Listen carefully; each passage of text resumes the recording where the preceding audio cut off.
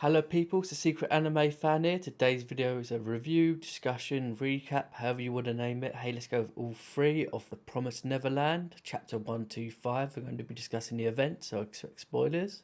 Now, I know this is a bit late to review this chapter since chapter 126 is already out, but I've only just started to do reviews and I thought I like this chapter so much I'm going to do a video on it. So yeah, let's get started. Now, I just want to quickly discuss Zazie, or Paper Bag Man as I like to call him. I just want to throw out a quick question. Do you reckon he's the most powerful out of the four adults? Also, do you still think they are adults, or do you think their growth was, enhanced and sped up? As to be honest, they still behave like children. Anyway, that wasn't my question. So yeah, do you reckon he's the most powerful, as Norman chose him out of the four to bring to the meeting? Also, what do you think he looks like, and do you reckon he's probably the most crazy out of the four? Anyway, talking about meetings, let's start with that. So we find out Norman, who is acting as William Minerva, has been talking to a fallen royal family demon clan that was cast away after being set up and left to devolve into a more primal state. We find out he has been trying to gain the trust of the clan, but as we find out later, that's all a farce. Now, there is one point of the chapter I found interesting. Well, there were loads of parts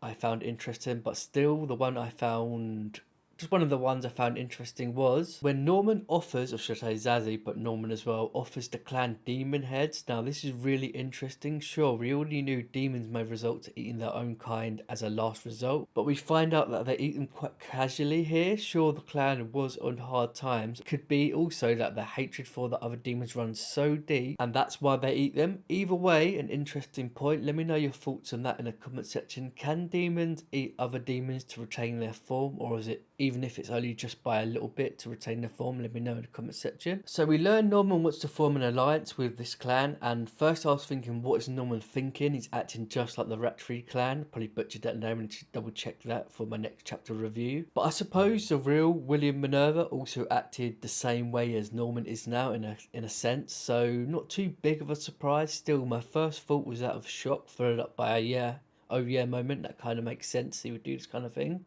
The alliance is simple. Norman brings the brains, Gillen, the leader of the clan, brings the brawn. Overall, I enjoyed this whole exchange. It was nice to see this side of Norman. It's more the interesting side and what he's developed to be. We find out that the demon clan want revenge on their demon brethren, and Norman wants revenge on the Rattree clan. Of course, Norman also wants to wipe out the demons, but the other demons don't know that. Gillen notes that they have been waiting 700 years for revenge. Now, I don't know how long that is in demon years. If we were to convert it to human years, it's kind of like the doggy years and human years. It's probably a bit like that. We learn the structure of the demon hierarchy, or perhaps we're just reminders. I think it's already been stated, but Norman goes into more detail, and it's very nice to find this. And we find out that Norman says to Gillen that he wants him to be king. Norman sets up the rules of the alliance. He wants all the current cattle children to be free and for humans to be autonomous. What shocked me the most though was how Norman was like, we won't let you starve, you can use the Rattree clan to breed more humans, and we learned that they only need a single hair to breed more humans. He will provide them with the research gathered from Lambda. So yeah, this was interesting, and I was shocked at the time. I was thinking, what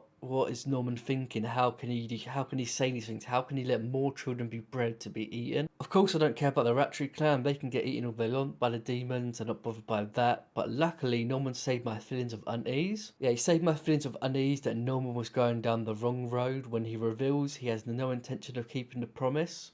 He made me scared for a second. He was simply using the clan as pawns. Now that's some Art of War stuff right there. So yeah, I'm glad he has actually not gone down that route. I was kind of expecting him to be a little bit shady now. He might have, changed a bit due to the research that was going on, and he has different ideals than the other two, Raya and Athena girl. Emma, sorry, I forgot her name for a second. So yeah, it seems he's not changed too much, which is good. It goes to show this manga does really go out of its way to change your expectations of what's going to happen. This is a minor example of that, but there are a lot of better examples of when the author does this. Now he says they are only one pawn on the board, so I can't wait to see what he does next. Let me know in the comment section what you think his next step is. I'm trying to think of what he would have, and I'm not kind of sure at the moment, but when I think more of it, and you know, I might make another video of what his next step is, but at the moment I don't know, I just can't really think of what his next step would be, but I can't, as I said, can't wait to find out. Now let's talk about Norman's awareness. He is totally aware that the demons have no intention of keeping their end of the bargain. I'm very impressed with his foresight. Although they are children raised from birth to be these kind of like really intellectual children, and of course they're going to be high grade demon food. But yeah, either way, I was still surprised of his awareness that the demons have no intention of keeping their end of the bargain. I'm very impressed with his foresight, as I just said. I'm glad he has it, and he's not the kind of character to overlook these kind of things. A lot of times in shonen, characters just overlook like these kind of things. Like Emma might have overlooked these kind of things, but I don't think she would have either, but who knows. On the flip side though, Gillen doesn't seem to be much of a dummy either, despite the state of being a lesser form of demon than the higher up demons. He recognised that Norman must be of the Gracie Field cattle. I'm so glad that Gillen isn't a complete fool either. Makes things a lot more interesting. I just want to quickly talk about that drop of blood that was on the contract, and then Gillen just kind of just gets his little demon tongue and just puts his tongue on the paper, thinking, oh, that's delicious. So that goes to show how much he wants to eat Norman. It's a very weird thing to see if you haven't read the manga so far, that kind of statement I just made, but yeah. Anyway, now the game of chess begins between Norman and Gillen. Let's hope Norman is playing chess while Gillen is playing checkers. Now let's talk briefly about the revelation of the Gracie Field cattle. Gillen notes that even the king is forbidden from eating them. Only the top demon, whom, forgive me, I don't know his name, as his name is written as a symbol in the manga, so let's call him the demon god for now. That's probably not correct, but who knows. I really want to see what god, as I said, I'm going to call him, is.